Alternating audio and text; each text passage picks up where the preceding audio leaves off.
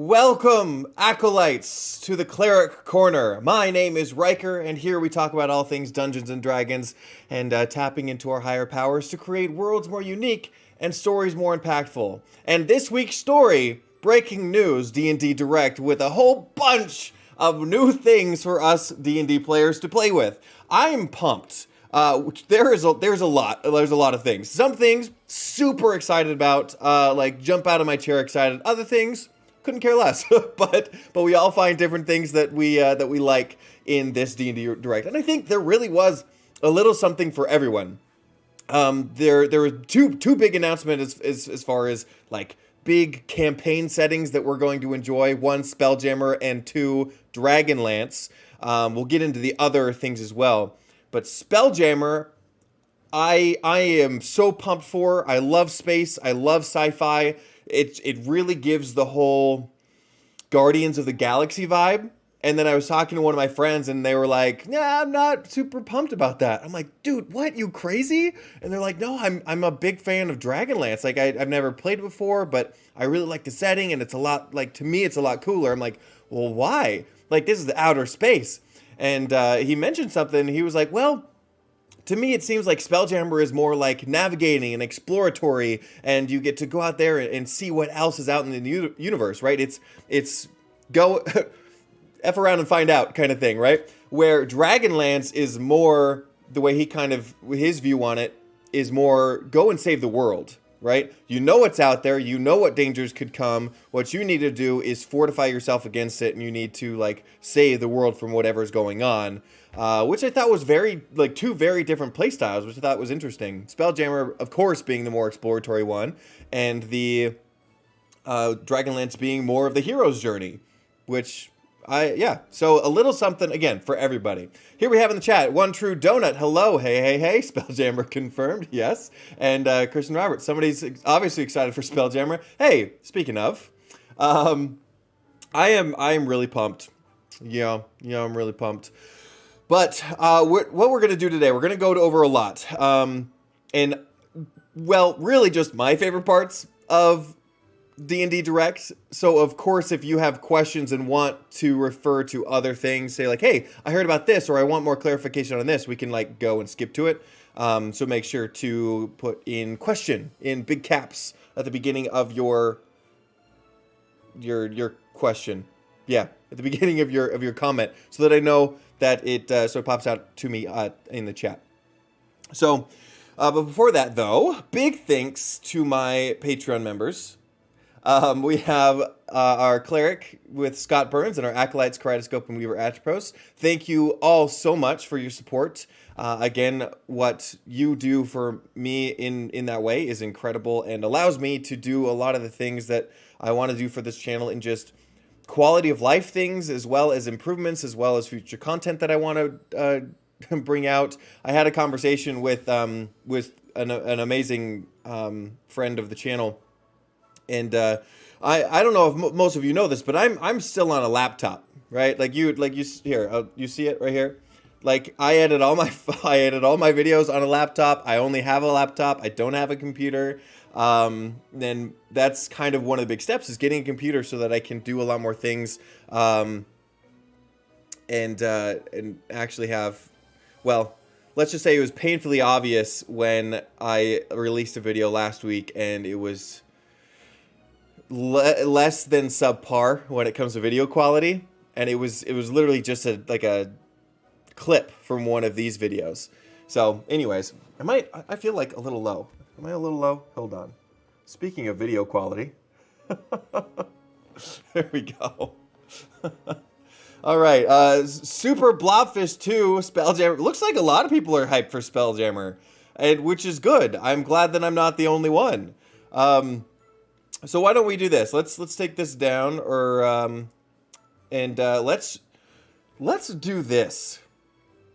Because everyone's so pumped for Spelljammer, let's look at the announcement one more time, shall we? Let's do this.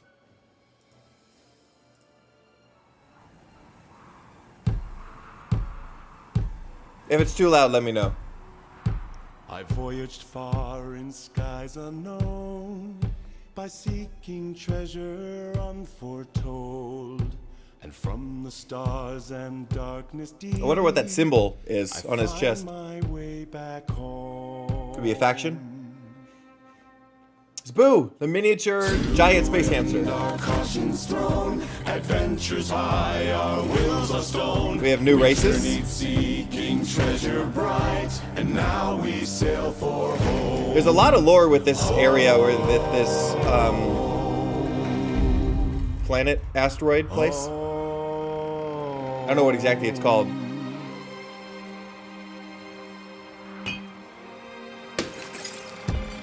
So he was coming home to see his family, and then this broke on his ship. He's like, nope, I'm not going home. We sail our ship across the stars to treasure far from. Oh, that's so cool. Yeah. Beautiful. Yeah, Super Blobfish, Space Wellerman. That's exactly what it is. That's exactly what it is.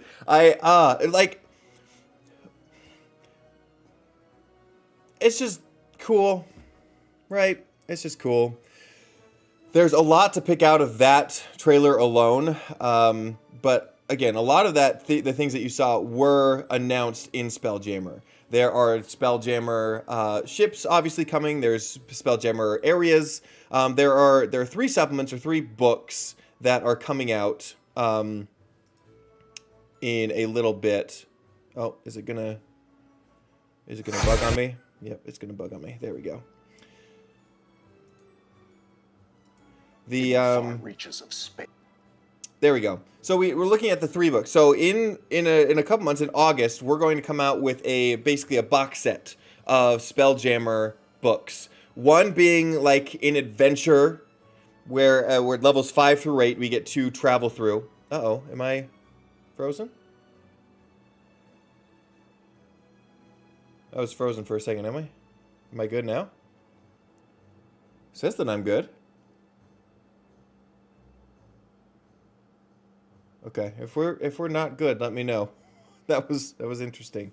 One thing the adventure book. So I think it's the Light of Xeraxis. So Light of Xeraxis is the adventure book, and then we have Boo's Astral Menagerie, which is basically a bunch of monsters, right? And the races, and then the Astral Adventurer's Guide, which is the campaign setting book, and then both of those 3 together will create the box set. Now, all of these are only 64 pages. Keep in mind, so it's not 3 like full-size Xanathar's or Tasha's books. It's actually the same size as Xanathar's or Tasha's. Basically, it's just cut up into 3 things, which is kind of an interesting thing to do. And I don't know if I like it. I don't know if, like, because it seems like if you wanted to buy these separately, then it would be more money in the long run. I mean, obviously it depends on what they do with it, or if they even plan to sell it separately. But 64-page books all in like a complete case seems like just like the same. It's the same amount of book as one, or same amount of pages as one book. So I don't imagine that they would.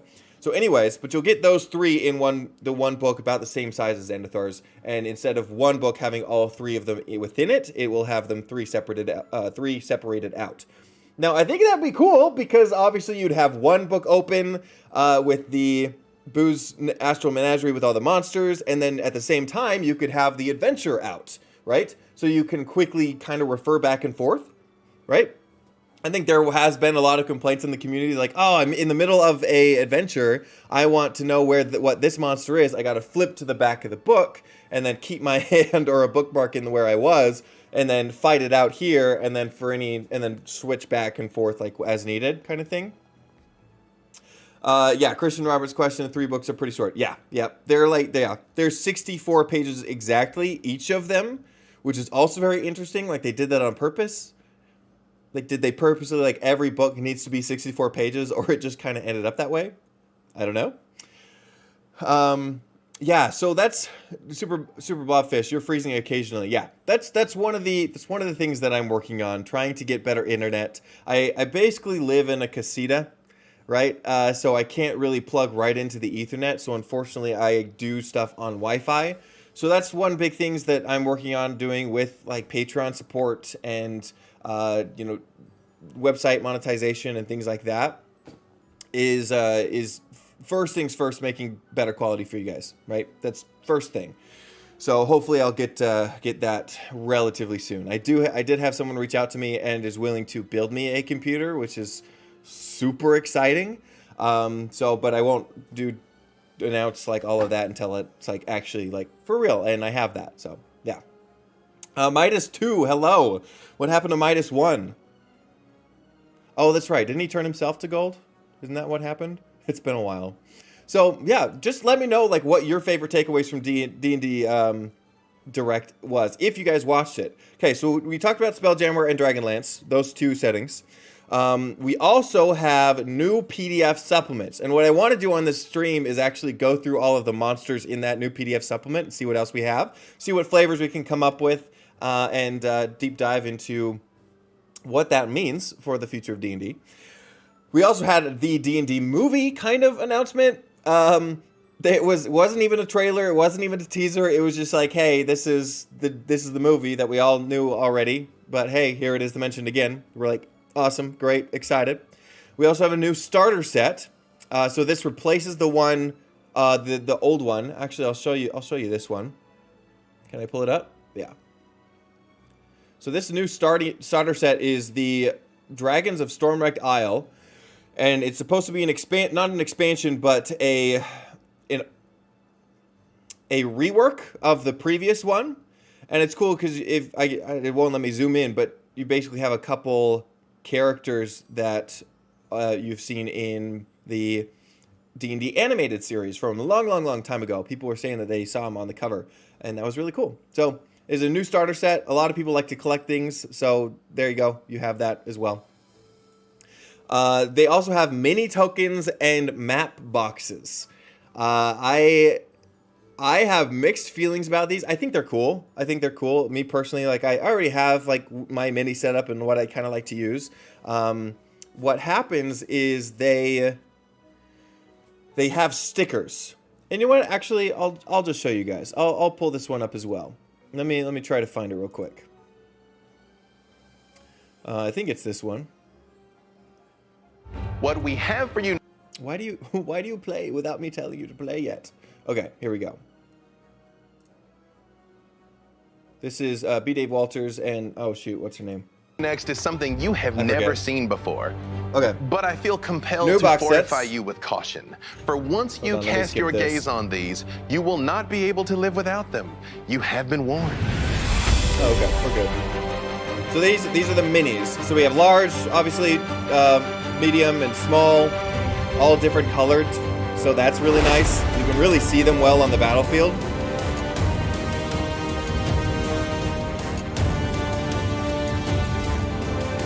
So 159 like illustrated creatures.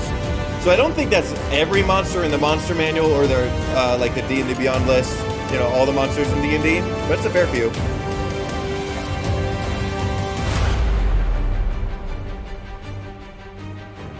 So there you go. There's that, and then there's one more. I love how you can apply those monster clings and then just easily peel them back off and reuse them. Let's move to that. Okay, so 30 customizable terrain tiles. So these are like puzzle pieces where you get to push them together and create a map kind of on the fly.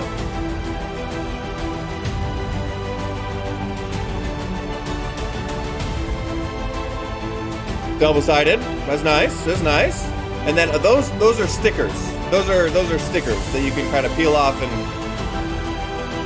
yeah, reuse.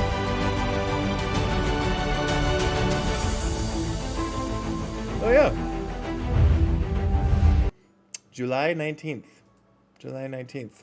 So if you're excited about that, be super excited. I think this is kind of new. I haven't seen like the whole sticker thing before where you can kind of peel it off and reuse them.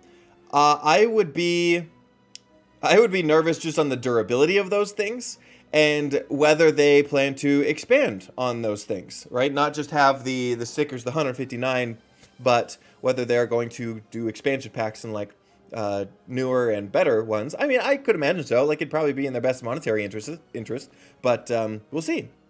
And maybe that would depend on whether I got it or not, whether if it would continue with more stickers down the road or down the line. I think it'd be pretty cool. Khaled's Bursa, hello, welcome. Another big thing for those gamers out there that happened is Baldur's Gate 3 and Neverwinter. These were less of like announcements and saying like, hey, we still exist and come and join the party. Nothing really new when it comes to those two things. Although I think Neverwinter is like there's a new like dragon chapter they're trying to do. But Baldur's Gate 3 actually, they were pretty disappointed that they didn't have an update for this D&D Direct. The lineup of the patches just didn't line up. It just didn't occur. And so they were like, oh, well, we wish we would have done something. We wish we had something ready, but unfortunately, no. But Wizards still wanted us to be there. And so we were there. Awesome. Once I get a computer, I will definitely start playing Baldur's Gate 3. It's something that I've wanted to do for a long time, but hey, my laptop can only handle so much. So if you played, it comes out like next year, like it's finished next year, I've heard. So that will also be amazing. So let's do this. Let's go to I want to show you guys this, because this to me was super exciting, and we're playing D&D, and what do players of D&D want to know most? They want to know what kind of creatures are available, right? They want to know the races. So let's pull this up. I want to show you guys the races if you haven't seen it already. Okay. So here we have the Astral Elf. Okay. We have the Astral Elf, and to me, there's not a lot to do with Astral Elves. Now, with my research, Astral Elves did not exist in previous Spelljammer editions. So, like, unless I completely missed it, I have not seen that these have existed before. But basically, they're just elves that went out into space and got space powers, I guess. They could have come from the Feywild. They could have been, like, Feywild elves that also moved. And because of that chaotic magic, they were able to imbue some of this star powers in them. But play your favorite star child.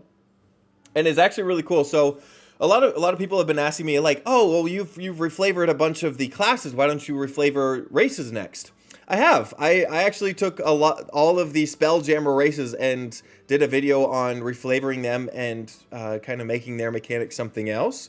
It was like 5 months ago when the Unearthed Arcana came out. And so it was actually funny looking back at my older videos. I'm like, I was so monotone. I just like the video me being more comfortable in the camera, like it shows, right? It shows over time. You get used to it. You kind of do get to a point where you're more comfortable in front of a camera. So honestly, another takeaway from this video, me talking about video quality and the things that I use, if you're thinking about ever starting a YouTube channel, you don't need a lot to get started. You really don't. You can do it with just a laptop and your phone, essentially. That's how I got started. I've been slowly leveling up over time. Like I do have like a nice camera, like EOS M50. But anyways, you're here for D&D stuff.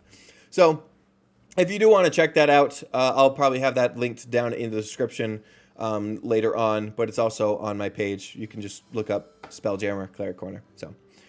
All right, so then after the Astral Elves, we also have the Auto Gnomes. Now, this one's really cool because it's the first time that we actually get to play a construct, as far as I'm aware. So we do have the Warforged, but it's humanoid. They have souls. They're made out of wood and machine and magic and imbued with a soul. The Warforged from the Eberron campaign setting. However, the Auto Gnome does not. It's an actual construct. You're built out of just pipes and gears and steam and magic or whatever you have here. But you were not imbued with a soul. I mean, I guess you could be, right? You still could be. You could play with that. You can make that happen. But these three are pretty cool. You see a bard here and a fighter, and I'm guessing a wizard. I like that they showed that dichotomy, which is pretty cool. Also, this would be a really fun, like, almost like a tiefling kind of character, where you have the horns and you have like the fiery furnace underneath. I think it would be really cool to have like this tiefling stat block and make a furnace auto gnome. Anyways, that's how my brain works. Going on to the Hadozee. This one is tied on being my favorite. This one and one other one. I am excited to play Hadis. These are flying monkeys. I mean, live out your Wizard of Oz dreams, right? These are, or a campaign. Play your Wizard of Oz campaign now. You have the Auto Gnome. You have the. Whoa, what's the name? What's the name of the? Is it the Tin Man? Okay. Oh, okay. I remembered. I'm good, guys. We have the Tin Man. The Scarecrow. Oh, what would be the Scarecrow? It could. I guess it could also be like Scarecrow might be the one with that's a Warforged, because he has a heart, and Tin Man does not. Yep. Then we have Dorothy, Beastmaster Ranger, obviously, and then who am I missing? Cowardly Lion, Leonin. Perfect. Boom. You got your party. Go play in the Wizard of Oz now. And then obviously the green witch is a hag. Okay. Yeah, so these guys can fly, or not fly, but they can glide, right? They can glide around. I thought it was really interesting, and this is concurrent, or this is synergistic with previous editions, but if you can see that their flying apparatus, which is part of their body, is attached at the wrist and then looks like around their armpit. It does not like cover under here, just like what we know as mammals tend to do, because having this hole here is a genetic impossibility, I think. Scientists correct me if I'm wrong. But this is a scientific impossibility. But anyways, but obviously it makes sense because they have to wear armor, right? And it's a magical world, so it doesn't matter. So yeah, they have to wear their armor somehow, so they have to go around their wings. Although making Hadis the armor that works around wings would be pretty cool. Going on to the next one, the GIF. The GIF. They're giant hippopotamus people. I mean, what else do you want, right?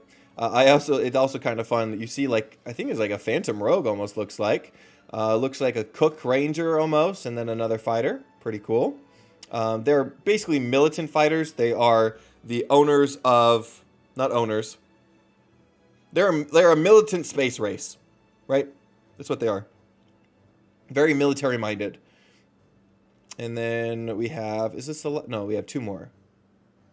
We have the Plasmoid. This is the second one. This is the second one that I'm super excited about. The Plasmoid. I currently play with a ton of oozes in my campaign. I freaking love oozes. I don't know what it is, but just the primordial ooze that they are is just so much fun. Christian Roberts, I swear WotC just makes elves the most adaptive race, even after saying it was humans. That's true. Eladrin, Shatterkai, and Sea Elves are all evidence, and now we have Astro Elves. That is, yeah. Why do they do that?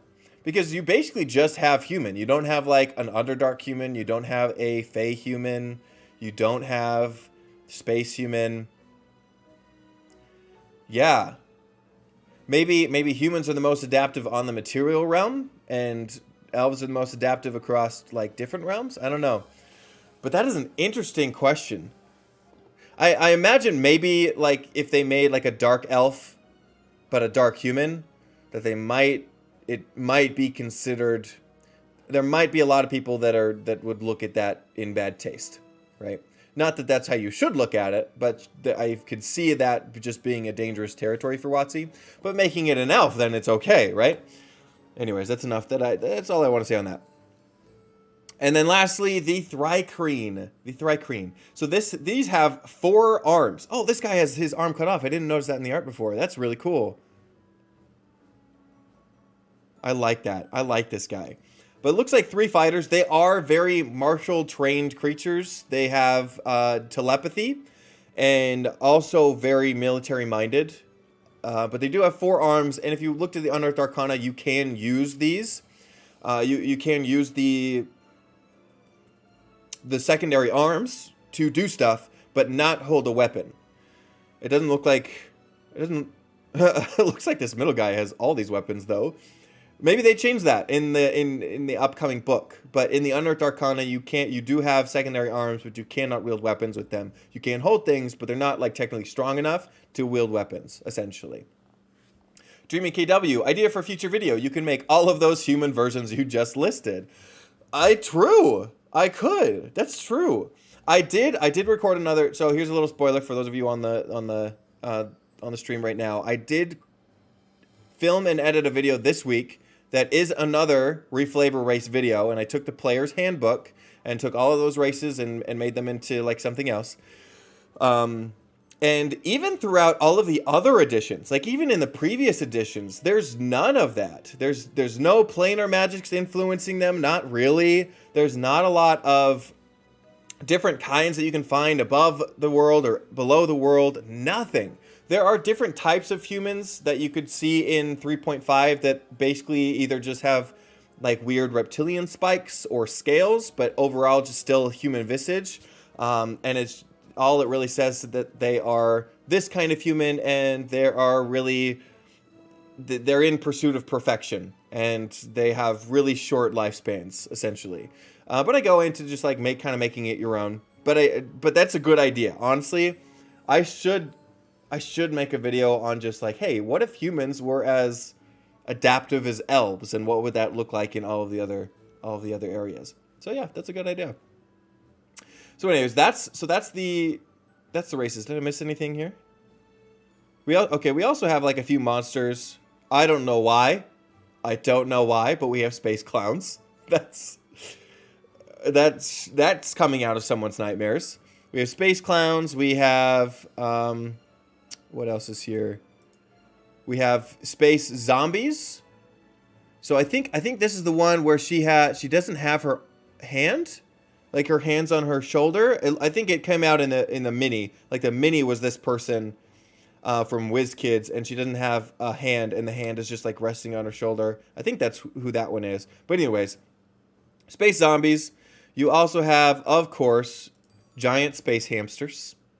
I think it's like a little halfling. Can you ride it as a mount? Is it gonna be a mount? Guys, I sure hope so. Okay, Christian, if you're still in the chat, we have to give Calabac, Christian's my DM on my Sunday campaigns. Calabac is our cavalier in our game. Give Calabac a giant hamster, please. That'll be hilarious.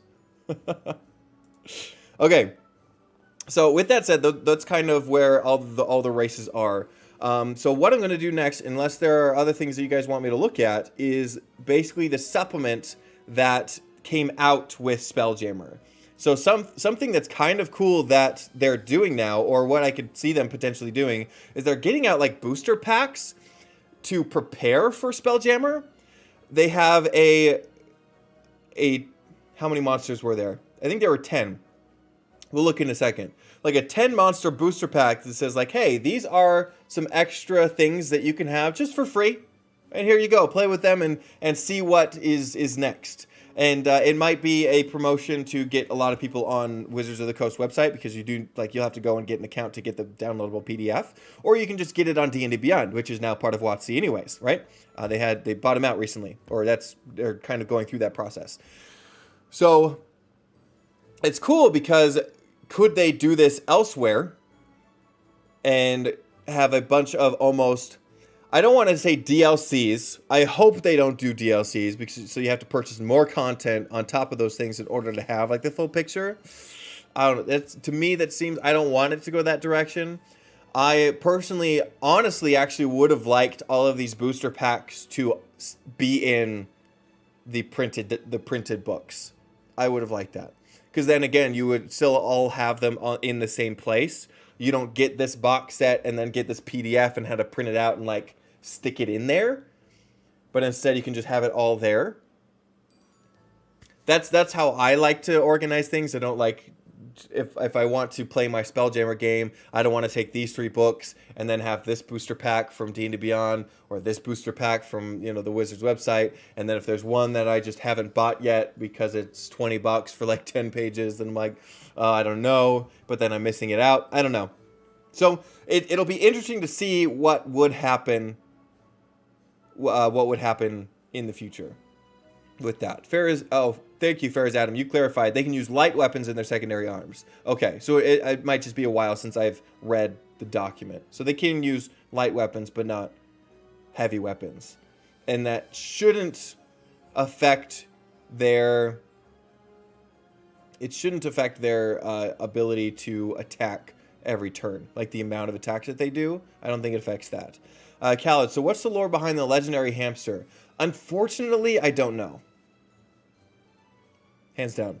I have not researched that part. I know that there are called giant space hamsters, right? That's a thing. And they are giant, they're huge in order to ride them. And then there is the famous Boo, which is the miniature giant space hamster, which is basically just the size of a regular hamster, right? That's kind of like the running joke where Boo is a hamster for all intents and purposes. And you saw Boo. I think that was Boo. You saw a miniature space hamster in the trailer, right? And he's all crying because they're like leaving home to go adventure. So that's all I know, though. So unfortunately, but it'd be interesting to kind of look into for sure, and maybe I'll look into that. Oh, where was I? Oh yeah.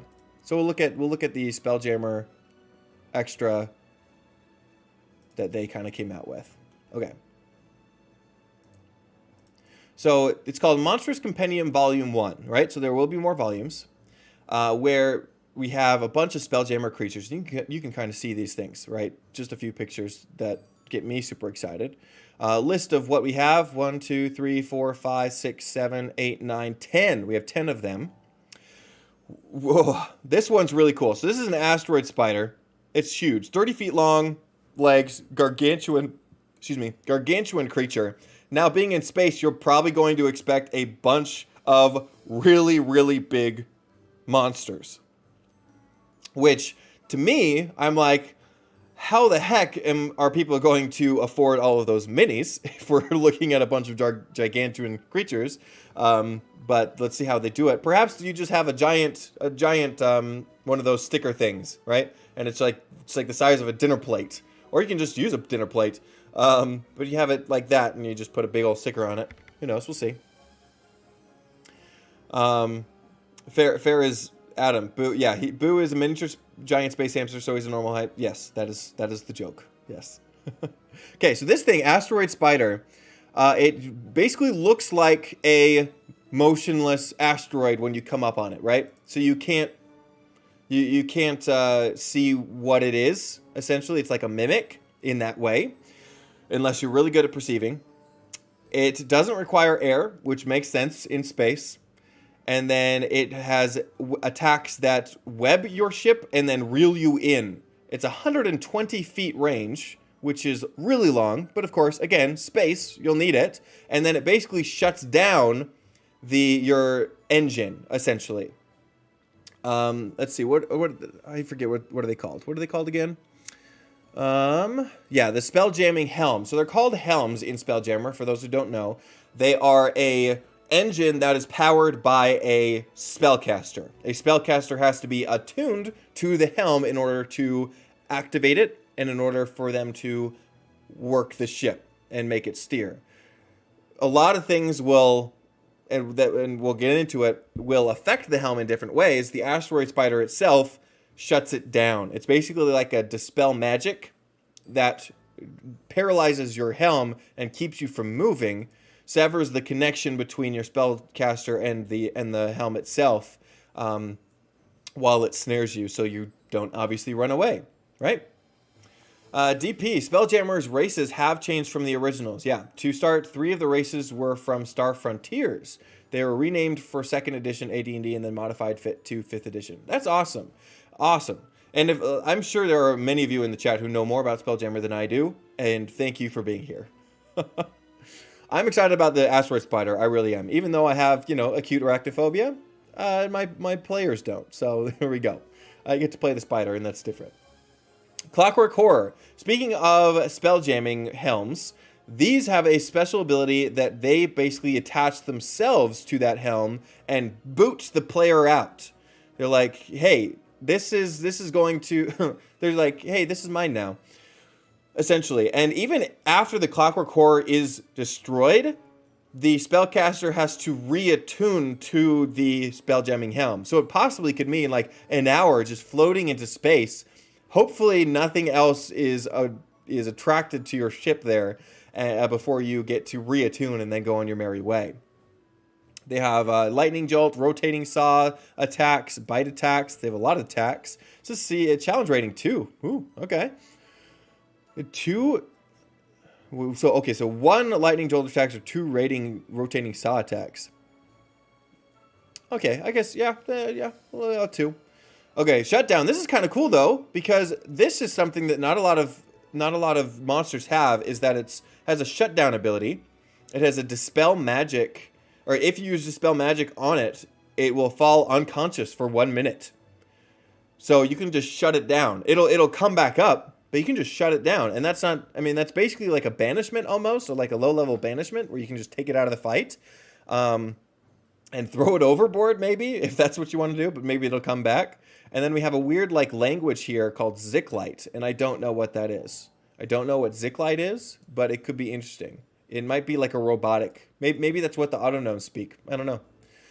All right, going on. Okay, so DP clarified. Star Frontiers, plasmoids are equivalent to the Dralicites. Okay, Hadesy versions of Yserians, and then the Thrycreen are roughly analogous to the Vrusk. So if those of you who are familiar with that, there that is. And obviously being like a kind of a channel based on reflavoring and things like that, I see this and I think it just would be really cool to just have in your average campaign anyways. So not even just have a giant asteroid, but just have it be a giant rock in your campaign. And maybe it's something that is hiding in an underpass, and instead of a ship that it ensnares, it's like your carriage, or it's a floating island and it ensnares your ship on the water, which would be pretty cool. And then obviously the snare ship, like the spelljamming helm, obviously it would just basically be a grapple essentially for the ship. It wouldn't be able to move anywhere while it has it ensnared, which would be really, really cool. And then, if not asteroid, like, what else would it look like in space? Like, what else could it look like? I guess there's not much else in space, huh? But what if it was like a satellite? What if it looked like a mechanical satellite, and if it was like a robotic asteroid spider, or a satellite spider that the autognomes made? That would be pretty cool. Just some thoughts to play with. Clockwork Horror. This would be interesting. You know what it kind of reminds me of are like mind flayers, where they take over the brain, and then the brain just being the helm. Maybe it's what made these. They maybe kind of look like mind flayers. I don't know. All right, Eldritch Lich. This one excites me. For reasons I'll get to. But it's basically a far realm parasite. So basically, in the making of itself a lich, from what I understand, they gathered a far realm parasite in order to do the job. So it's a symbiotic relationship, giving them the undeathness that they have, right? So they have a parasitic tentacle that like juts out of their chest. If that's not nightmarish enough, they like attack with it. And then they have Psychic Whisper that does psychic damage. And they have spellcasting with a bunch of really nice spells. And then Far Realm, immediately after taking damage, they can teleport 60 feet to an unoccupied space. So essentially what that says is that it's immune to extra attack. Right? Because most players, if it's 60 feet away, most players, if they're attacking, can't now dash with their action. And so they can only get 30 feet closer. This is a terrifying encounter. One thing that I thought would be really cool, and I told you guys I have a lot of oozes in my campaign, but what if this was like an ooze lich instead, and this little parasitic thing was an ooze, right? And it lashed out like with an ooze tentacle, which I think is a very, very narratively cool thing. And instead of this like far realm parasite that lets you like teleport back to them, because if the lich dies, where is it? Yeah, if the lich dies, it then implodes into the parasite and then teleports back to the far realm. So it shoots back there. It's not dead. It shoots back there, regenerates, and then comes back. if it dies within a magic circle, an Otyugh is then born. But instead of that, you could have Dweeblex, which is the ooze demon, and you'd be teleported to like that plane of hell, which would be so cool. If my players are watching now, you didn't see this. One true donut. The spider could be another crew Spelljammer. Oh, that's cool! Yes! Yes, that's so cool. I'm eventually going to do a spelljamming campaign, but right now I'm doing like a seafaring pirate campaign, and I might just make that a pirate ship. Because that sounds incredible. Thank you for that idea. That is amazing. Okay, so, oh, that's so good. Okay, Eldritch Lich, it also is attached to a great old one. That's kind of like their stick. And it kind of gives you a bunch of ideas to use, like creatures that you can choose to have that connected to, which is also cool. Oh, this one is exciting. This one to me. Now, I grew up a super big Superman nerd. I love Superman. I love Marvel too. I love both DC and Marvel. If I had to pick like my favorite one, it'd be Marvel. But Superman's my OG, right? Superman's my OG. I saw all of the old movies, and this Fractine reminds me so much of the prison that they're sent to, and they're like stuck in, right? And then they just fall through the void of space, like in this reflective mirror, and being trapped in this like mirror dimension, right? So it's kind of also like Doctor Strangey a little bit as well. But basically, it's an own entity. It's its own creature, and the creature can actually trap it and use it as a scrying focus, which is also pretty cool. That's something like in the stat block that's not used in combat essentially, but also something in there that are included. I'm like, good job, Watsy, for like getting out of the box a little bit and putting things in there that's useful out of combat. Fractine ability, so it can occupy another creature's space. And then if it does that, it can use Imprison, which basically sucks them up.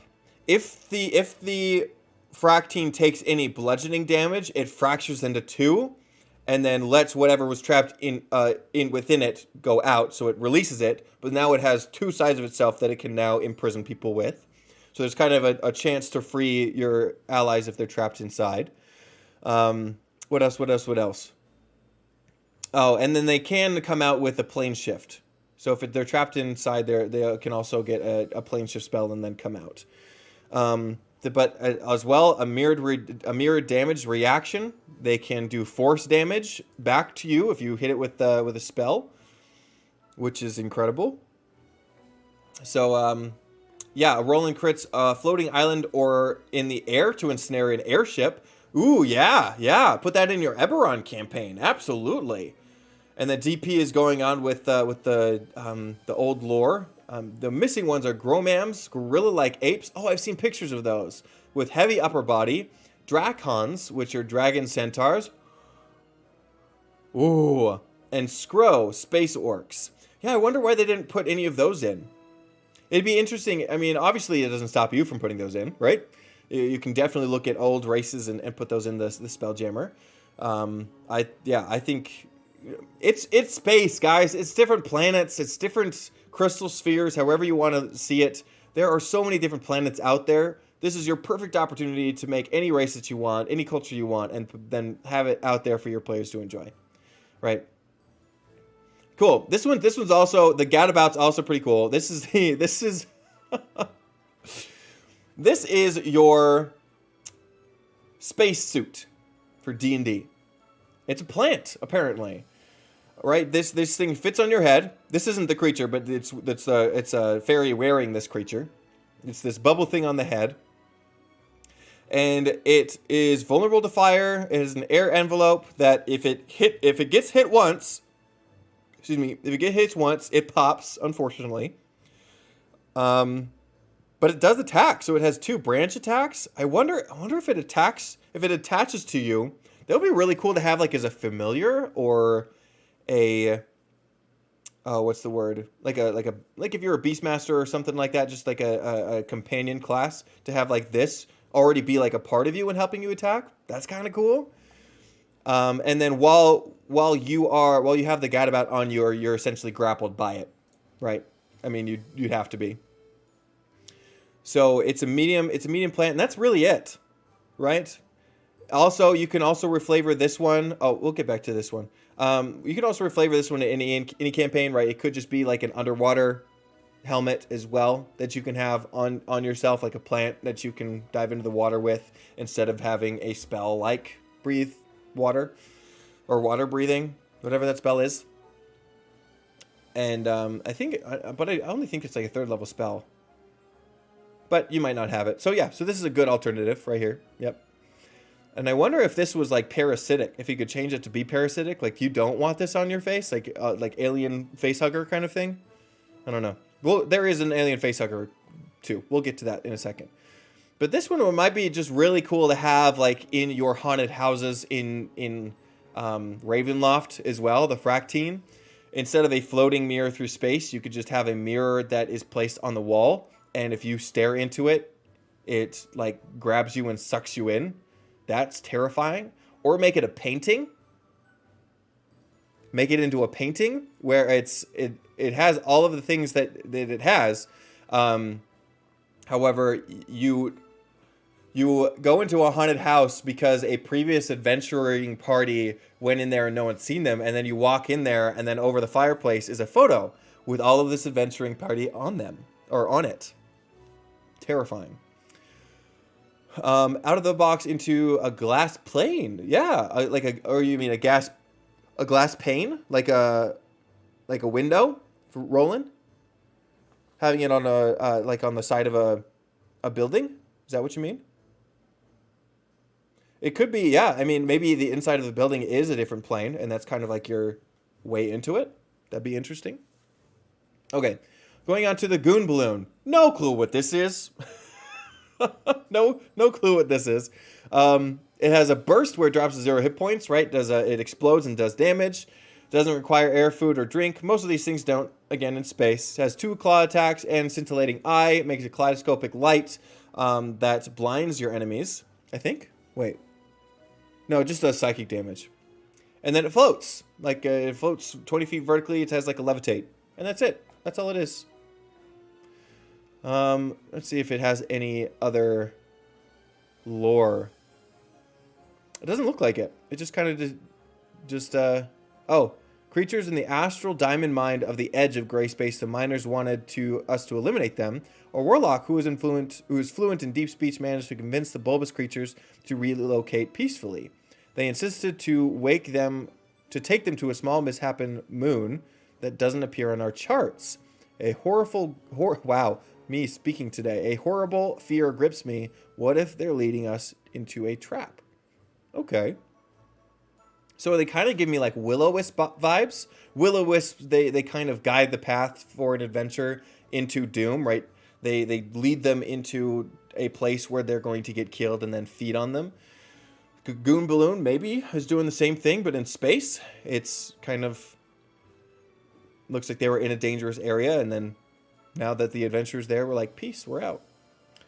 Nightmare Beast. This one's also cool. Oh, DP has something on the Goon Balloon.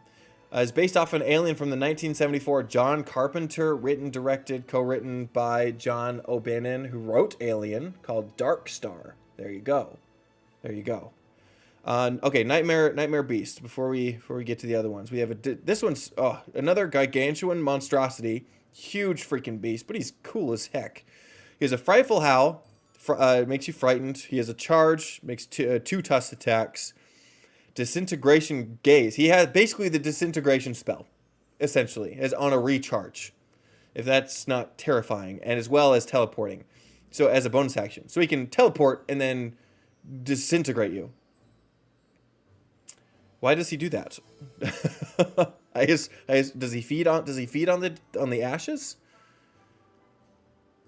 But it says they're basically living siege engines, which are pretty crazy. And also just a really cool monster. I mean, just talking about reflavoring here. I mean, it's a gigantic monstrous creature with disintegration, right? What more can you really want? I mean, a lot of the reflavoring you would do here is just aesthetic, right? Making it look like different things or have it be a actual siege contraption. That's all I got for you there. All right, here's the parasite. I saw someone comment on that. But first, this is your facehugger, essentially. Your facehugger knockoff for the Spelljammer campaign setting. And still, this thing is terrifying, latching onto you. So, essentially, it clings to you, it consumes your life as it's on you, and then it casts suggestion on you while it's on you. So, basically, it just does what it wants to you. This would be a very interesting Warlock patron, actually. Having this creature, like, it almost be symbiotic, where it's attached to you and maybe a place where it's not obvious, so people don't ask about it. And then it feeds off of you, life essence, and then gives you powers in return. And then when it really wants something to happen, it casts suggestion on you. That would be really cool. I wonder what kind of Warlock patron that would be. If any of you have ideas for what Warlock patron that would be interesting. The One True Donut says, for your facesucker idea, combine the gadabout with the puppeteer parasite. The gadabout, huh? Yeah. Yeah, I guess you could just kind of mix the two up, huh? You take the stats for here, and maybe, just maybe, this is a great idea. Thank you for giving me this idea. Maybe this puppeteer parasite looks like the gadabout. Right? Maybe for all intents and purposes, it's basically like a mimic, right? Where it looks like it. It's where you have like two different plants that look both the same, but one's perfectly fine and edible, and the other one's like totally not and will kill you. Right? It's one of those situations where one will allow you the ability to breathe, and the other one will be a parasite that sucks you dry. That would be cool. But yeah, any type of parasite. This could also be like the start of a Ceramorphosis, right? If someone's been implanted you with a Slod tadpole or a Mind Flayer tadpole, it could also have these mechanics that you can put inside yourself.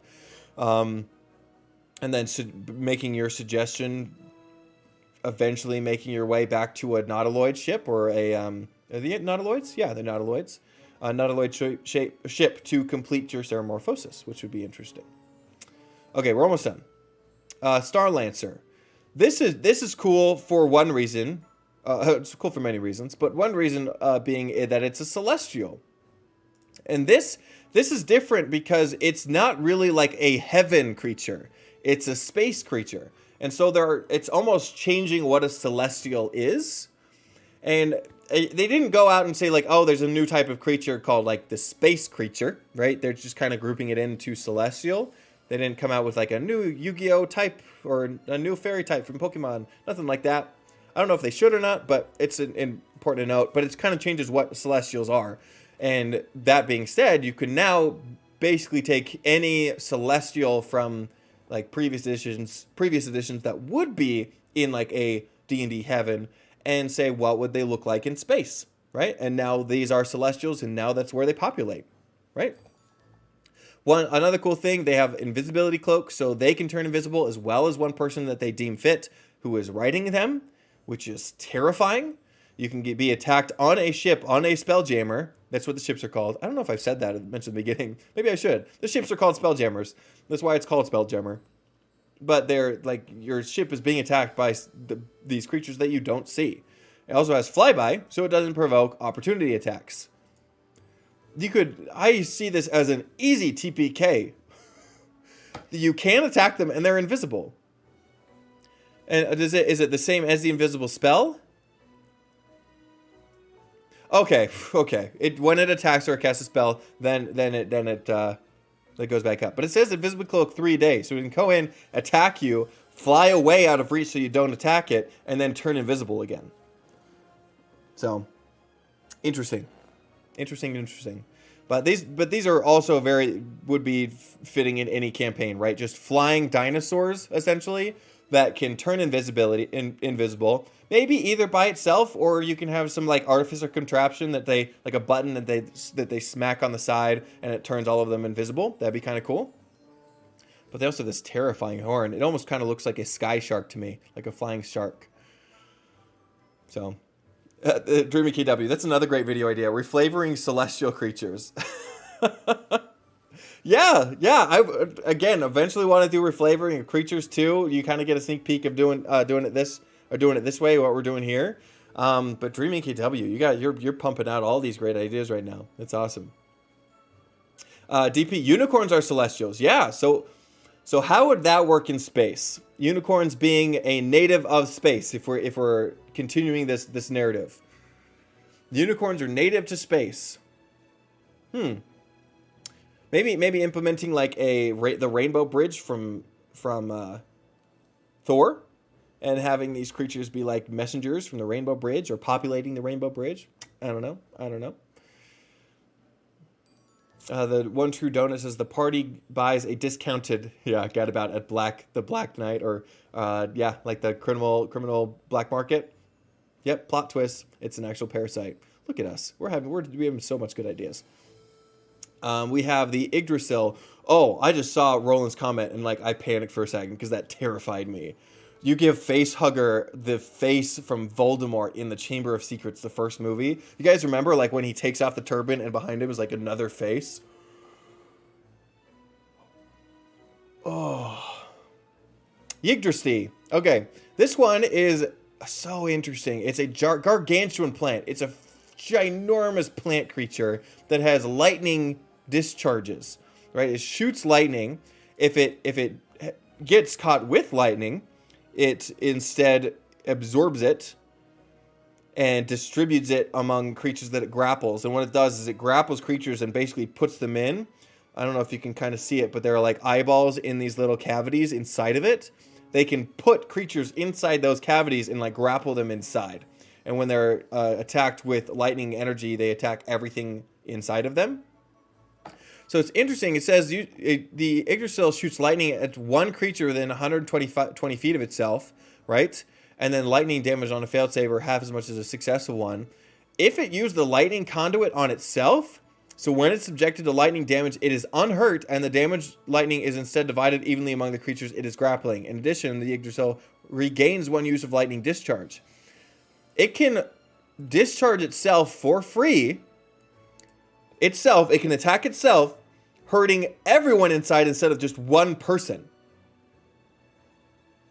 And then it doesn't count as a discharge. Am I reading that wrong, or is that crazy? This is a party killer. It's challenge rating 7. No, not if it grapples. It's a challenge rating 7 if it doesn't grapple and put people inside of their bodies, because it's doing 31 damage to every creature it grapples. And I think how many are you gonna do? Yeah, 1d4 plus 2 cavities. So at least 3 cavities they can put inside of itself, where it can grapple and put creatures inside, and then lightning them from the inside. I don't know if that was on purpose or not, but oh man, that's cool. It's cool. It's strong, but it's cool. And then it has the root attack, obviously, to help grab people. And that's it. Hey, there's Boo. Hi, Boo.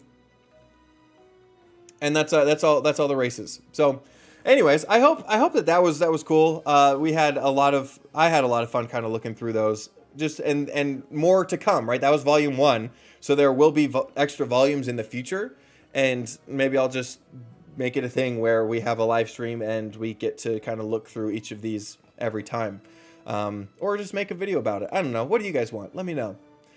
One True Donut. The Starred Lancers are born from gods. That's cool. It's a paragraph above the stat block. Yeah, I wish I had more time to kind of read all of the lore from everyone, but I needed to kind of go through them real quick. So, but obviously you can get it yourself and learn it. So thank you for clarifying. DP, it looks like the combination of Goblin Shark and a Pterodon. That's kind of exactly what it does, huh? It's kind of exactly what it looks like. One True Donut. Unicorns could be born from stars. Absolutely could. And DP, there is a tree-like beholderkin that looks like a tree with eyes. Do you know what that's called? Because I'd be very interested to know what that is. I'd be very interested to know. With the we're just see. I mean, it's a tree, a space tree. What would be interesting is if it's what if you change the lightning damage to a fire damage and it being like a living furnace, right? It's a plant, sure, but make it a construct and make it so that it puts people inside of itself, and then it can use its flame discharge inside and then cook everybody inside. That would be cool. That would be really cool. Or a snowman that instead of putting it into cavities and stuff, it just stuffs them inside of like it's snow, and they're like grappled inside the snow, and they can like do a frost discharge where they can frost everyone inside of them instead of one person. That would be cool. Guys, I'm having so many ideas. This is awesome. And it's a challenge rating 7, right? So you're most generally going to run into these things within like campaigns. And I think with the campaign or with the adventure setting, it's level 5 to 8. So this would be perfect to put in that adventure as well, if it's not already. Roland Celestials as aliens is exactly what the MCU did. Ancient Norse gods as guardians, strong technological advanced aliens. Exactly. So even making the gods aliens, making like the Wild Mother, that'd be interesting. Making the Raven Queen or... oh shoot, I'm blanking on gods now. Cord, the Storm Lord, right? Making these aliens of different planets in your own solar system, or having their own solar system, and what those kind of look like, especially with that god kind of doing it. Maybe these gods are solar systems. Maybe they are planets, right? Maybe they are like Peter Quill's dad, right? Being a celestial planet themselves. So anyways. Oh, and DP, it's an overseer. Thank you. An overseer. Actually, I want to look that up real quick. And then I'll leave you guys to your Saturday. Overseer. Do they have it in 5e? Did I spell it right? D&D Beyond's search function is not great. No, it doesn't look like we have, unfortunately. All right. Well, anyways, if this is this video is something that you like, obviously please like, subscribe if you haven't already, and so this video can get around. But this was fun, guys, and thank you for allowing me to do this. I sent out a poll just yesterday saying like, hey, do you want me to kind of break this down, or do you want just our regular reflavoring breakdown of the classes? And you guys voted this one, so I was happy to oblige, because I'm very excited about these things. And tomorrow I do have a Eberron video coming out. So if you've seen my breakdowns of character ideas for the Netherdeep or Strixhaven, I have an Eberron one coming out tomorrow. So make sure to check that out. And I'm excited because the next couple weeks are going to be a lot of fun new content. Just trying to, again, feel out where I want to go with this channel and what kind of content you guys want to see, and how I can oblige with that. So thank you all so much for being here. Like, honestly, there's a lot of super awesome ideas in the chat, super cool things that could be coming in the future of D&D and Spelljammer, and I'm just excited what this community is going to make out of it. I'm excited, right? So in the meantime, go out there and share the good word of D&D and make the world a better place, both on and off your tables. See you in the next one.